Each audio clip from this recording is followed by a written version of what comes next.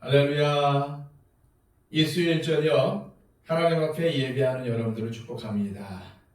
무엇보다도 원하옵기는 여러분들이 예배하는 그 자리에 하나님께서 임재하셔서 여러분들의 예배를 기쁘게 받아주시기를 소망합니다. 이런 은혜가 우리들 가운데 있기를 축복합니다. 다 함께 기도하겠습니다. 아버지 하나님, 참으로 감사드립니다. 오늘도 우리의 삶을 보살펴 주시고 지금까지 우리를 인도해 주셨습니다. 하나님, 인생을 살아가면서 여러 가지 질고가 있었고 또한 피곤하고 지친 인생을 살아왔음을 고백드립니다. 이 시간 하나님 앞에 모두 내려놓고 하나님을 예배하오니 주님, 우리의 영과 육을 회복시켜 주시고 이 시간, 이 은혜의 시간을 통해서 하나님을 경험하며 하나님께 더 가까이 가는 예배의 자리가 되게 하여 주시옵소서. 주님, 이 시간 온전히 하나님께만 집중하기를 원합니다. 하나님, 우리를 만져주시고 우리를 만나주셔서 회복과 은총의 역사가 우리들 가운데 일어나게 하여 주시옵소서. 우리가 온전히 하나님을 경험하며 하나님께서 주시는 그 천국의 은혜를 이 시간 경험할 수 있도록 역사하여 주시옵소서. 이 예배의 처음과 끝을 주님께 맡겨드리며 예수 그리스도의 이름으로 기도하옵나이다. 아멘. 다 함께 찬송가 86장 찬양드립니다.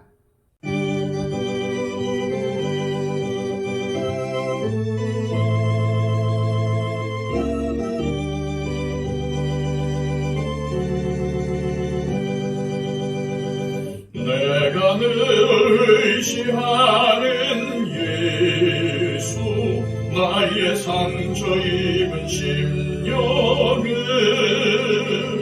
불쌍하게 여기사 위로하여 주시니 미쁘신 나의 좋은 친구. 내가 의지하는 예수, 나의 사모하는 친구. 나의 기도 들으사 응답하여 주시니 미쁘신 나의 좋은 친구. 주의 손 의지하고 살 때 나를 해할 자가 없도다. 주님, 나의 마음을 크게 위로하시니 미쁘신 나의 좋은 친구. 내가 의지하는 예수, 나의 사모하는 친구. 나의 기도 들으사 응답하여 주시니 미쁘신 나의 좋은 친구. 내가 요단강 건너가며 마음이 두려워서 떨 때도 주가 인도하시니 어찌 두려워하랴. 미쁘신 나의 좋은 친구. 내가 의지하는 예수, 나의 사모하는 친구. 나의 기도 들으사 응답하여 주시니 미쁘신 나의 좋은 친구. 이후 천국에 올라가서 모든 성도들과 다 함께 우리들 구원 구하신 주를 찬양하리라. 믿으신 나의 좋은 친구, 내가 의지하는 예수, 나의 사모하는 친구, 나의 기도 들으사 응답하여 주시니, 이끄신 나의 좋은 친구.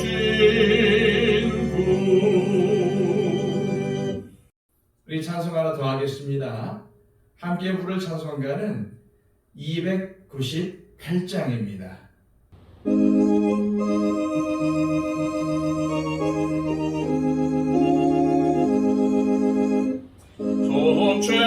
통치하신 구세주를 내가 찬송하리라. 내게 자유 주시려고 주가 고난 당했네. 크신 사랑 찬양하리. 나의 죄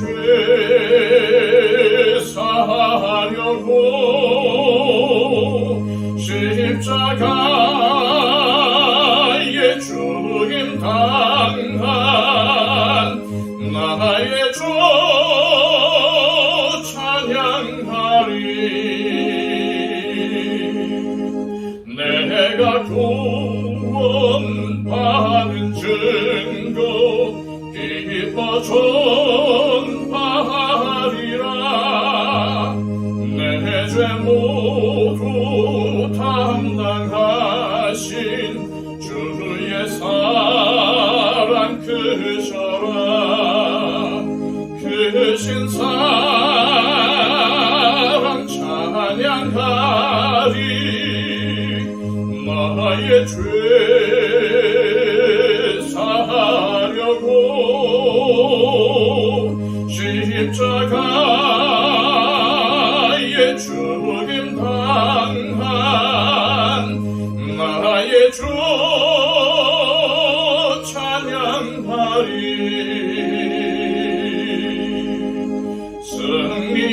승리하신 구세주를 내가 찬송하리라.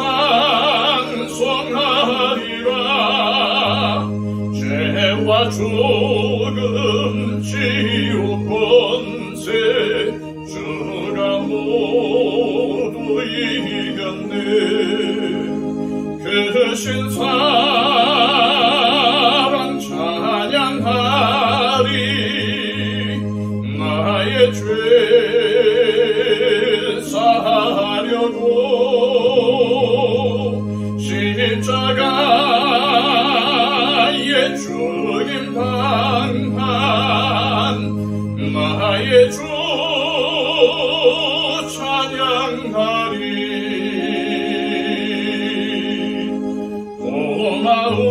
고마우신 구세주를 내가 찬송하리라. 죽음에서 생명으로 나를 인도하셨네. 크신 사랑 찬양하리. 나의 죄 사하려고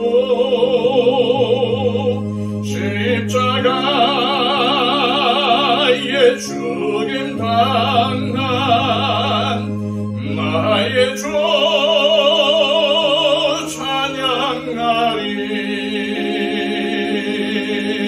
찬양하리.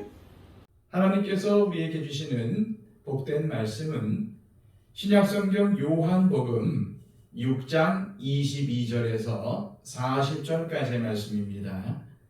신약성경 152쪽입니다.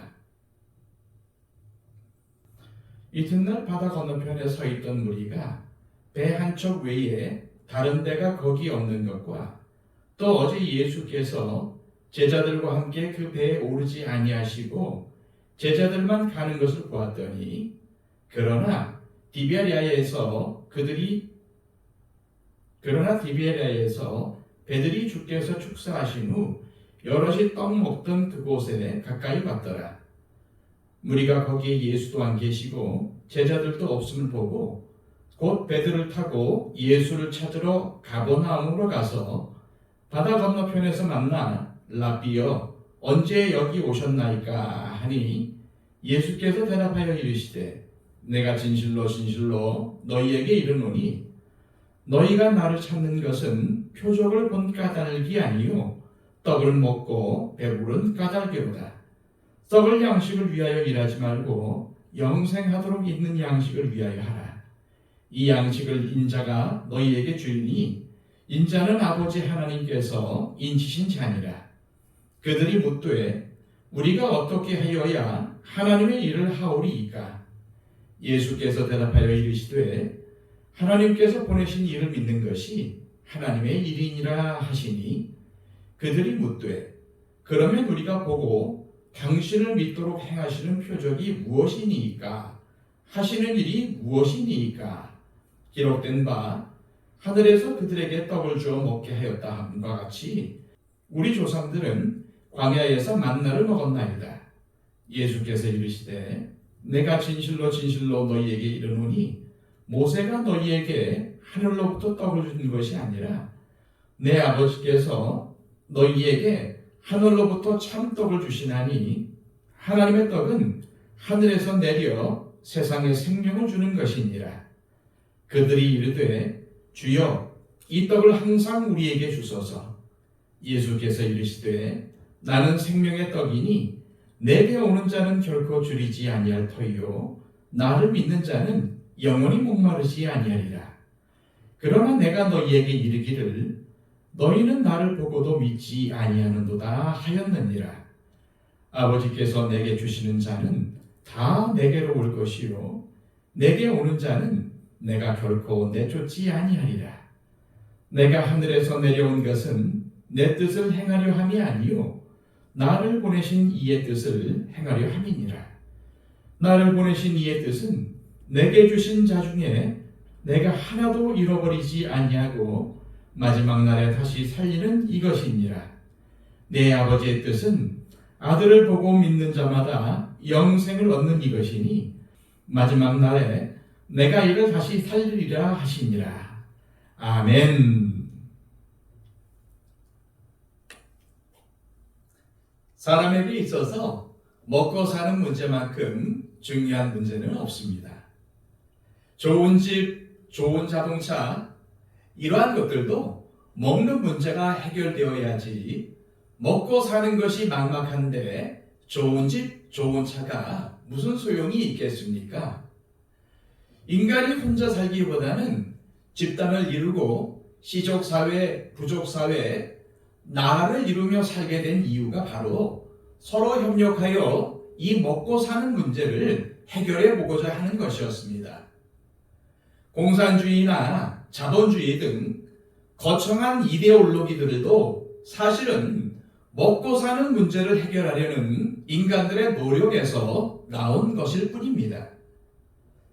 인간은 항상 등 따뜻하게 해주고 배부르게 해줄 지도자를 찾았고 세웠습니다.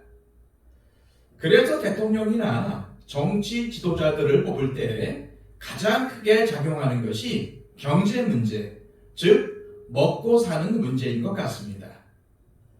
현 대통령에 대한 기대감 역시도 경제 회복이 아니었습니까? 경제적으로 어려운 때에 먹고 사는 문제만큼이라도 짐을 덜어줄 지도자가 되어주길 바란 것입니다. 사실 주님은 먹는 것에 관한 말씀을 많이 하셨습니다. 사람이 떡으로만 살 것이 아니요 하나님의 입으로부터 나오는 모든 말씀으로 살 것이라. 무엇을 먹을까, 무엇을 입을까 염려하지 말라. 내가 생명의 떡이니 내게 오는 자는 결코 줄이지 아니할 터이요. 주님의 별명 역시도 먹고 마시는 것과 관계가 있었습니다. 바리새인들은 예수님을 먹기를 탐하고 포도주를 즐기는 자라는 별명으로 불렀습니다. 먹기를 탐하는 자란 대식가라는 말입니다. 포도주를 즐기는 자란 술고래라는 말입니다. 그만큼 먹고 사는 일은 주님도 무시하지 않을 만큼 중요한 일이었던 것입니다. 우리가 요한복음 6장에서 살펴본 오병이어의 이적도 사실 먹는 것에 관한 사건 아닙니까?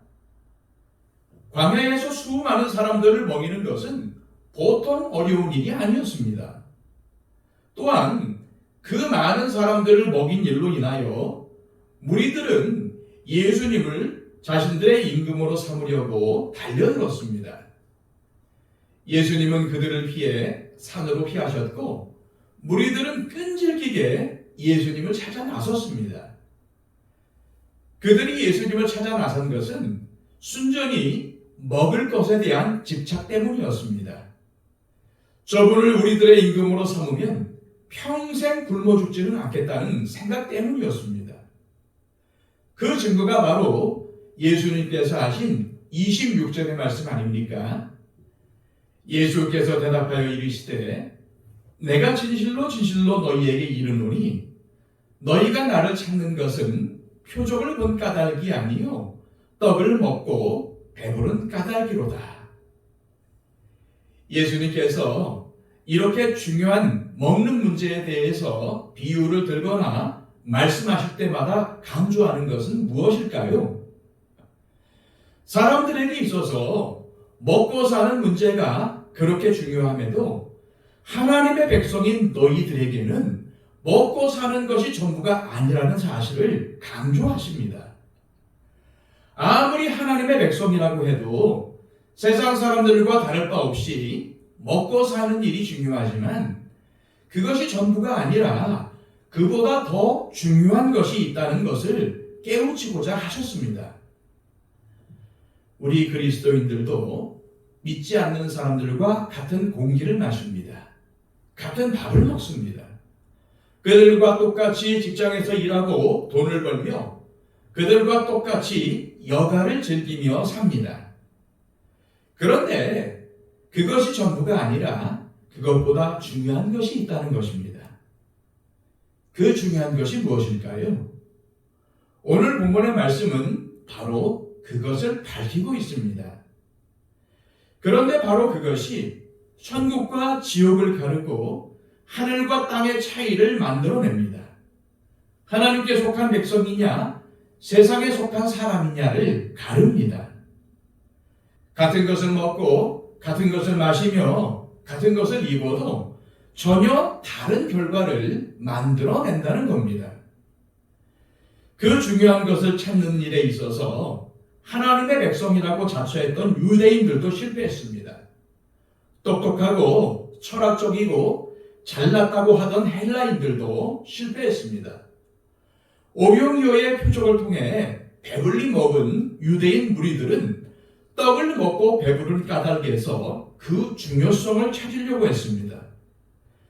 즉 예수님이 자신들을 배불리 먹여줄 임금이라고 생각했던 것입니다. 오병이어의 표적을 통해서 주님이 보여주시려고 의도했던 중요한 그것을 끝내 보려고도 이해하려고도 하지 않았습니다. 그렇다면 예수님께서 오병이어의 표적을 통해 보여주려고 하셨던 그 중요한 것은 무엇일까요? 27절 말씀입니다. 썩을 양식을 위하여 일하지 말고 영생하도록 있는 양식을 위하여 하라. 이 양식은 인자가 너희에게 주리니 인자는 아버지 하나님께서 인치신 자니라. 바로 이것입니다. 썩을 양식이 아닌 영생하도록 있는 양식을 위해 일하는 것. 그런데 이 하나가 위에서 말씀드린 것처럼 대단한 차이를 만듭니다. 그러나 보기보다는 그리 단순하지 않은 내용이 담겨져 있습니다. 다시 말해서 예수님의 이 말씀대로 살아가기가 그리 쉬운 일이 아니라는 말씀입니다. 예수님의 말씀을 들은 무리가 뭐라고 답합니까? 28절입니다. 그들이 묻되 우리가 어떻게 하여야 하나님의 일을 하오리이까? 이들은 얼핏 예수님의 말씀을 이해한 듯해 보입니다. 썩을 양식을 위해 일하지 말고 영생하도록 있는 양식을 위해 하라라고 하셨으니 무리들이 얼추 이해할 법도 합니다. 그러나 사실 주님의 말씀은 액면 그대로 받기에는 그 영적인 깊이가 얕지 않습니다. 그래서 주님은 무리를 가르치실 때마다 귀 있는 자는 들으라 라고 말씀하셨습니다. 예수님께서 말씀하신 일하라 라는 말의 의미는 어떤 육체적인 노동을 의미하기보다는 힘쓰고 애쓰는 노력을 의미합니다. 예수님의 말씀을 의미에 맞게 다시 번역하면 썩을 양식을 위해 애쓰지 말고 영원토록 있는 양식을 위해 힘쓰라는 말입니다. 여기에 힘쓰라는 말 역시도 어떠한 특정한 노동이나 일을 가리키는 것이 아니라 방향을 바꾸는 것을 말합니다. 생각의 변화, 가치관의 변화 등을 의미합니다. 우리가 요한복음을 계속해서 살펴보고 있지만 유대인들은 이 문제에 있어서 늘 걸렸고 그런 이유로 예수님과 늘 충돌할 수밖에 없었습니다. 썩는 양식을 위해 일하지 말고 영원토록 있는 양식을 위해서 일하라는 예수님의 말씀에 무리들은 그것을 고지곳대로 이해하여 우리가 어떻게 하여야 하나님의 일을 하오리이까? 어떻게로 묻습니다. 니고데모나 율법학자들이 선생이여 내가 무슨 선한 일을 하여야 영생을 얻을 수 있습니까? 내가 어떻게 해야 영생을 얻을 수 있습니까? 라고 물었던 것과 다르지 않습니다. 우리는 늘 행위에 집착합니다. 그 행위에 담긴 의도나 방향보다는 그 행위 자체에 집착합니다. 하나님과의 관계도 바로 이 행위의 근거에서 이해하려고 합니다. 예를 들어서 성경 묵상, 기도, 봉사, 전도 등의 행위 자체가 거룩하고 하나님께 가치가 있다고 여기는 것이지요. 그러나 하나님도 그렇게 생각하실까요? 하나님은 행위 자체보다는 그 성경 묵상, 기도나 봉사, 전도가 누구를 향하느냐에 관심이 있으십니다. 사람에게 보이려고 혹은 자신을 나타내려고 하는 것인지 아니면 은밀하게 보시는 하나님 앞에서 행한 것인지를 보신다는 것입니다. 그렇다면 썩는 양식은 무엇입니까? 썩는 양식은 오병이어의 기적으로 먹이셨던 양식입니다. 주님께서 기적을 일으켜 먹이신 양식일지라도 썩을 양식이었던 것입니다. 아무리 우리가 건강을 위해서 유기농에 약초나 다름이 없는 산나물에 온갖 몸에 좋은 보양식을 먹어도 결국은 몸에서 배출되어 썩게 됩니다. 물론 이런 음식이나 이러한 음식을 먹는 것이 쓸모없거나 중요하지 않다는 것이 아니라 속성이 그렇다는 말입니다. 사람들에게 있어서 먹는 일은 대단히 중요합니다. 좋은 음식을 먹는다고 영적이지 않다거나 신앙에 위배되는 것은 아닙니다. 그러나 그것보다 더 중요한 것이 있다는 말입니다.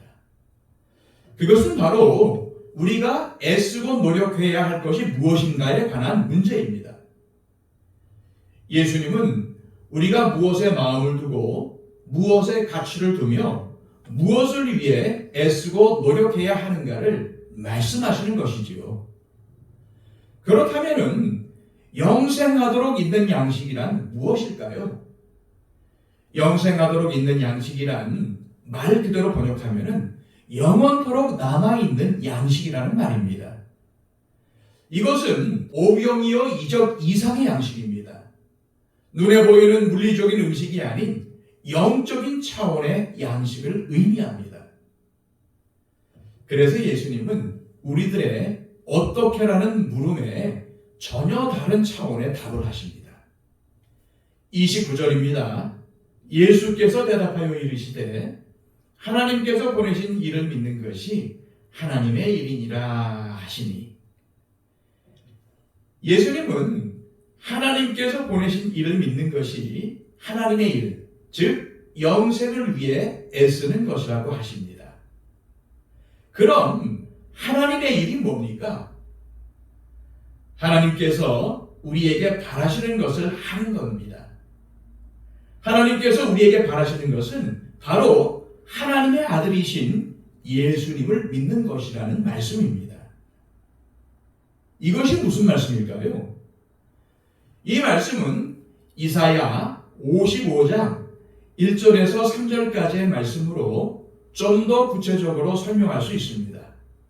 오라, 너희 모든 목마른 자들아 물러나오라. 돈 없는 자도 오라. 너희는 와서 사 먹되 돈 없이 값없이 와서 포도주와 젖을 사라. 너희가 어찌하여 양식이 아닌 것을 위하여 은을 달아주며 배부르게 하지 못할 것을 위하여 수고하느냐. 내게 듣고 들을지어다. 그리하면 너희가 좋은 것을 먹을 것이며 너희 자신들이 기름진 것으로 즐거움을 얻으리라. 너희는 귀를 기울이고 내게로 나와 들으라. 그리하면 너희의 영혼이 살리라. 내가 너희를 위하여 영원한 언약을 맺으리니 곧 다윗에게 허락한 확실한 은혜이니라. 하나님은 이사야서를 통해서 왜 배부르게 하지 못할 것, 양식이 아닌 것을 위해 수고하느냐고 물으십니다.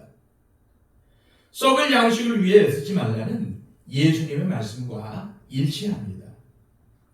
그렇다면 하나님은 좋은 것을 먹고 기름진 것으로 즐거워하려면 어떻게 하라고 합니까? 내게 듣고 내 말에 귀를 기울이라고 하십니다. 주님으로부터 얻는 영원한 양식은 우리가 수고하거나 돈으로 얻는 것이 아닙니다. 그럼 무엇으로 얻습니까? 주님의 말씀을 들음으로 얻습니다. 하나님의 말씀을 계속해서 들음으로 얻는 것이 바로 하나님께서 주시는 영원한 양식입니다. 그런데 우리의 문제는 우리가 이러한 사실을 망각하고 자꾸만 어떻게 하면 하나님의 일을 할 수 있습니까? 라고 묻는다는 사실입니다. 영원한 양식을 위해 애쓰는 하나님의 일은 바로 주님께 나아와 주님의 은혜의 말씀을 듣는 것임을 우리는 잊지 말아야 합니다. 주님은 마태복음 6장 31절에서 33절까지의 말씀을 통해서 우리에게 이렇게 말씀하셨습니다. 그러므로 염려하여 이르기를 무엇을 먹을까, 무엇을 마실까, 무엇을 입을까 하지 말라. 이는 다 이방인들이 구하는 것이라. 너희 하늘 아버지께서 이 모든 것이 너희에게 있어야 할 줄을 아시느니라. 그러즉 너희는 먼저 그의 나라와 그의 의를 구하라. 그리하면 이 모든 것을 너희에게 더하시리라. 여기서 구하라라는 말의 원어상의 의미는 뭔가를 빼앗고 싶을 정도로 열망하는 것을 말합니다. 우리의 마음과 생각의 방향이 하나님의 나라와 하나님의 뜻을 향하여 애쓰고 힘쓰라는 말이죠. 본능적으로 밥을 먹으려고 애를 쓰는 것만큼 하나님의 나라와 하나님의 뜻을 구하기 위해서 열망하는 것이 영원토록 있는 양식을 위해 애쓰는 삶입니다. 사실 우리의 영적 싸움을 한마디로 정의하라면 먹는 것, 입는 것, 마시는 것에 대한 염려 대신 하나님의 나라와 하나님의 뜻을 구하는 싸움입니다. 테레사 수녀가 죽은 뒤에 출간된 책이 있습니다. 마더 테레사, 나의 빛이 되어라 라는 제목의 책입니다. 이 책은 테레사 수녀가 생전에 아주 가까운 사람들에게만 보냈던 편지를 묶어서 펴낸 책입니다. 이 책에는 테레사 수녀가 겪었던 영적인 고통이 기록이 되어 있습니다.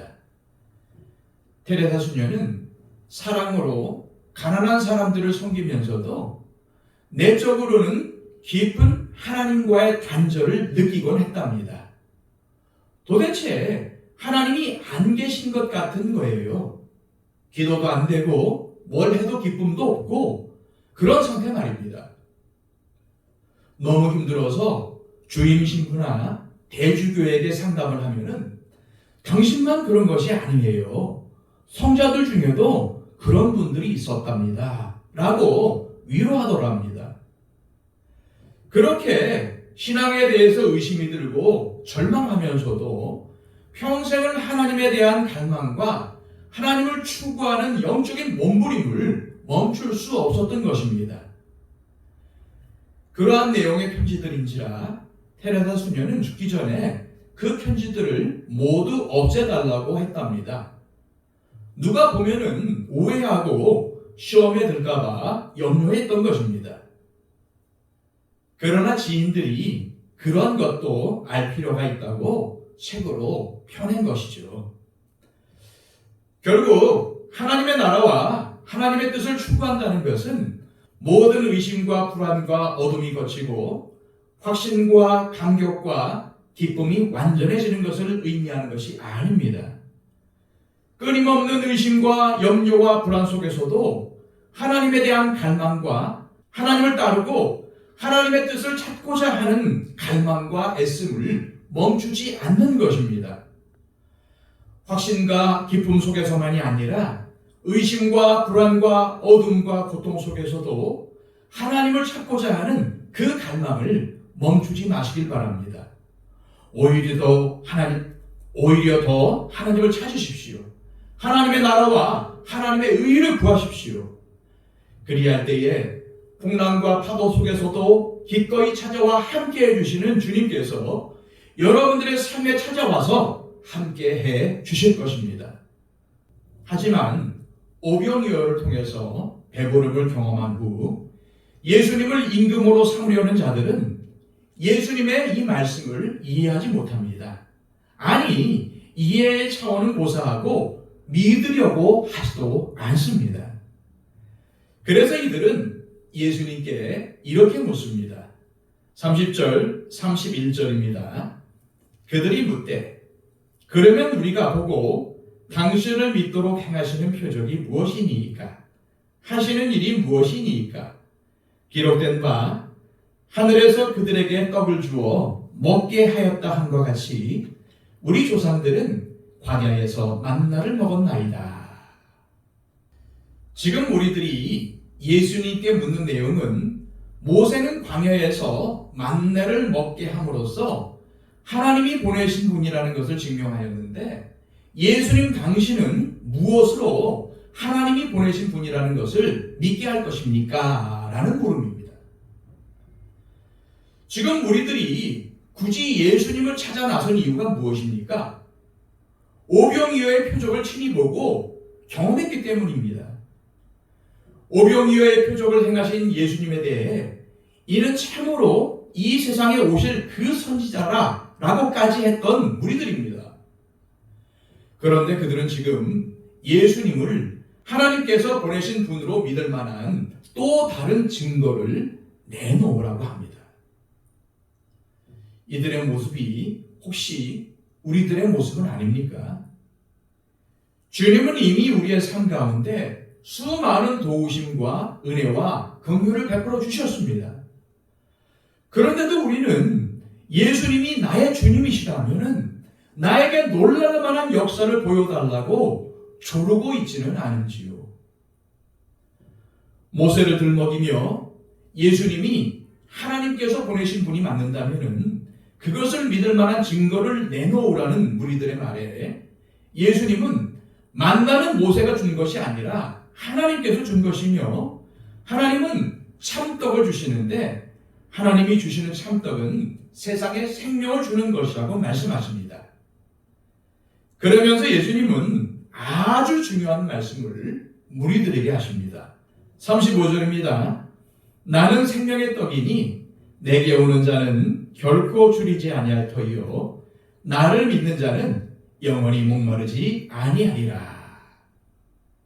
분명 예수님은 나는 생명의 떡이니 내게 오는 자는 결코 줄이지 아니하고 나를 믿는 자는 영원히 목마르지 아니할 것이라고 하셨는데, 우리는 안 먹어도 배부르고 안 마셔도 목마름이 없습니까? 예수님을 믿으면 이 세상의 것은 하나도 필요가 없습니까? 아닙니다. 예수님을 믿고 살아도 우리가 이 세상을 사는 동안에는 주림과 목마름이 여전히 있습니다.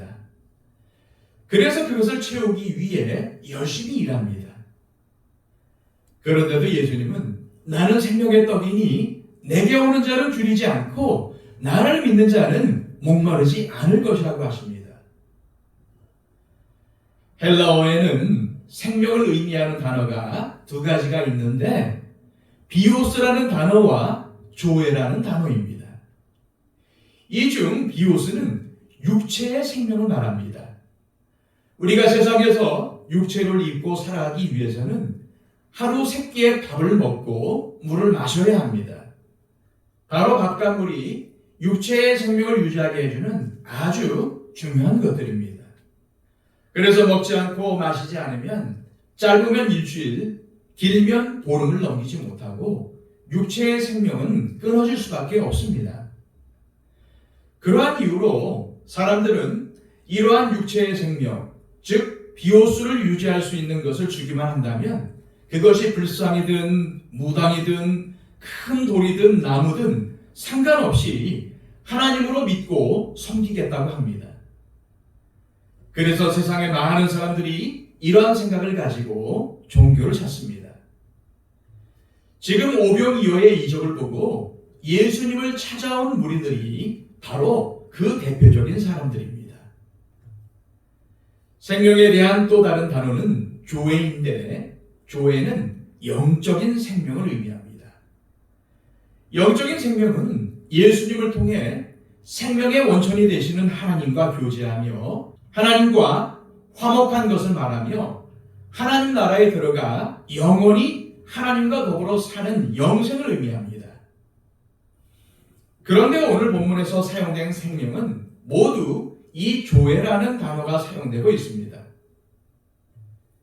예수님은 당신이 생명의 떡이라고 하십니다. 곧 우리에게 영적인 생명을 주시는 분이 바로 예수님이심을 말씀하신 것입니다. 그래서 나에게 오는 자는 줄이지 않고 나를 믿는 자는 목마르지 않게 된다고 하신 것입니다. 예수님의 이 말씀은 조회, 즉 영생을 얻는 것에 있어서 예수님 외에는 다른 어떤 것도 도움이 되지 않다는 것을 말씀하신 겁니다. 그래서 요한복음 14장 6절에서 예수님은 내가 곧 길이요 진리요 생명이니 나로 말미암지 않고는 아버지께로 올 자가 없느니라고 말씀하셨습니다. 오늘 본문 37절에서 40절까지의 말씀에서 예수님은 뭐라고 말씀하십니까? 아버지께서 내게 주시는 자는 다 내게로 올 것이요 내게 오는 자는 내가 결코 내쫓지 아니하리라.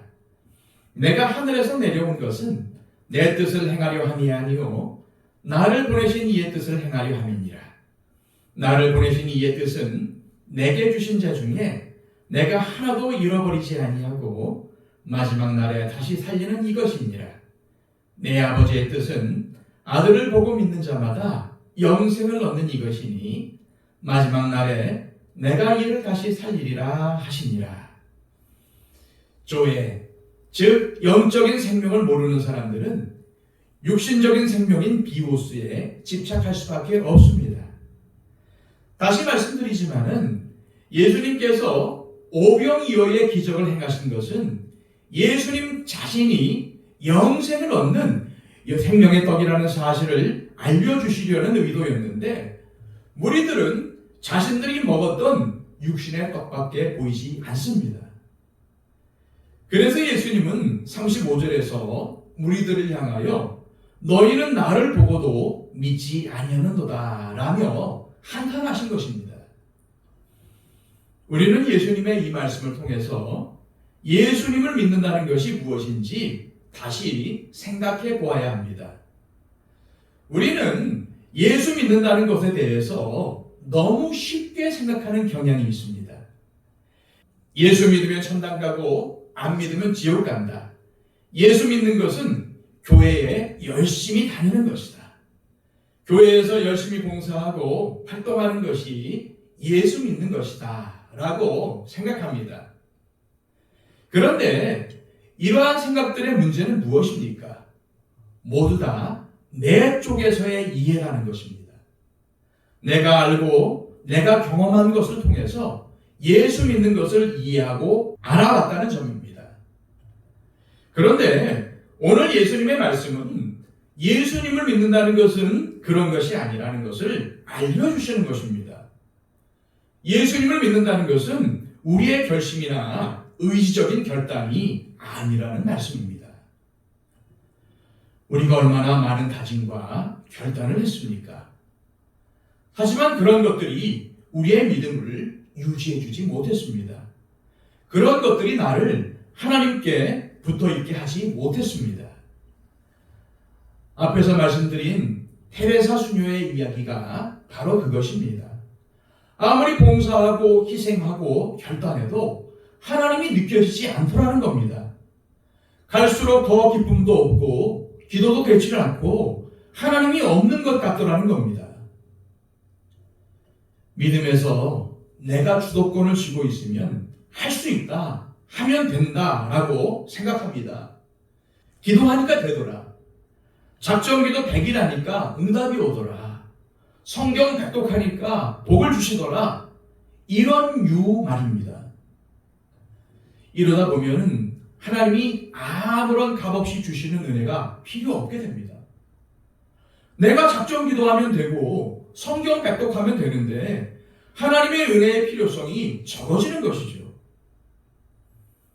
그런데 우리가 팔복을 통해 살펴보았지만은 자신의 비참함과 하나님이 없으면 아무것도 할 수 없음을 확인한 사람, 즉 심령이 가난한 사람만이 제대로 예수님을 믿을 수 있습니다. 신앙의 영웅들은 자신들의 실력이나 노력이 아니라 하나님께서 만드셨다는 사실을 잊지 마시기 바랍니다. 그래서 예수님은 37절에서 아버지께서 내게 주시는 자는 다 내게로 올 것이요 라고 말씀하신 것입니다. 무슨 말입니까? 여러분들이 이제까지 예수님을 믿어왔는데 그게 사실은 여러분들이 뭔가 특별한 경험이 있어서 혹은 탁월한 목사님 밑에서 신앙의 훈련을 받아서가 아니라 하나님께서 여러분들을 예수님께 주신 결과라는 말입니다. 심지어 믿음을 잃지 않고 5년, 10년, 수십 년, 한평생을 믿어왔던 것이 사실은 주님이 내게로 온 자는 결코 내쫓지 않으시겠다라고 약속하신 그 약속의 결과임을 잊어서는 안 될 것입니다. 주님은 39절 말씀에서 하나님께서 선택하여 당신에게 주신 사람들을 한 사람도 잃어버리지 않겠다고 하십니다. 그러므로 우리가 혹시 넘어지고 낙심하더라도 주님은 우리를 절대 포기하지 않으시고 결국은 일으켜 세우실 것입니다. 혹시 시험에 빠져 절망에 빠져 하나님이 안 계신 것 같은 마음에 괴로워하더라도 다시 일으켜 세워서 우리들을 지켜내실 것입니다.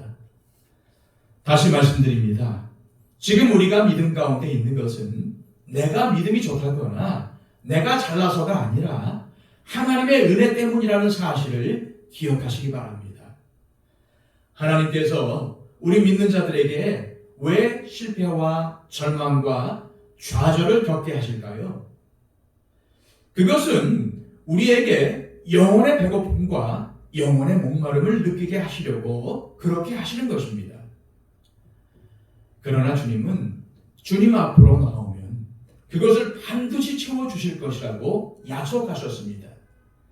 내게로 오는 자는 결코 줄이지 않을 것이요 나를 믿는 자는 다시 목마르지 아니할 것이다. 주님의 이 말씀을 기억하시길 바랍니다. 인생의 공허함과 실패를 통해서든 내 뜻대로 되지 않는 좌절과 낙심을 통해서든 하나님은 우리의 영혼이 배고파하고 목말라 할 상황을 허락하십니다. 그러나 그것은 썩을 양식을 향해 달려갔던 우리를 영생을 위한 양식으로 향하게 하는 하나님의 손길입니다. 그 손길 뒤에는 내가 다시는 목마르지 않게 하겠다, 내가 다시는 줄이지 않게 하겠다라고 약속하신 은혜의 하나님이 계심을 늘 기억하시기를 바랍니다. 기도하겠습니다. 아버지 하나님, 오늘 이 은혜의 말씀, 이 약속의 말씀을 우리에게 주심을 감사합니다. 하나님, 흔들릴 때마다 우리가 견뎠고 끝까지 믿음을 유지해왔던 것은 다름 아닌 하나님의 은혜였음을 다시 한번 기억하게 하심을 감사합니다. 내가 잘나서가 아니었습니다. 내 믿음이 뛰어나서가 아니었습니다. 붙들어 주시는 하나님의 은혜 때문이었습니다. 우리를 내쫓지 않는 하나님의 긍휼하심 때문이었습니다. 주님, 그 사실을 늘 기억하며 살게 하여 주옵소서. 늘 감사하며 늘 감격 속에 살게 하여 주시옵소서. 하나님의 은혜를 생각할 때마다 눈물을 흘리게 하여 주시고, 하나님의 은혜를 생각할 때마다 하나님께 순종하는 삶을 살아갈 수 있도록 우리를 인도하여 주옵소서. 예수 그리스도의 이름으로 기도하옵나이다. 아멘.